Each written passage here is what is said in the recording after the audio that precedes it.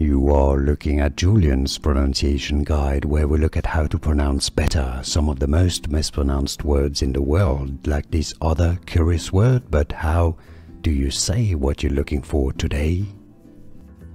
We are looking at how to pronounce this word and more confusing vocabulary too many people get confused by from Spanish. Stay tuned to the channel to learn more, meaning shells, as in seashells, for example.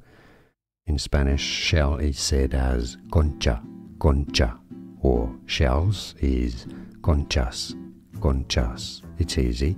And now you know. More videos for you here to learn more correct pronunciations. I'll see you there. Thanks for watching.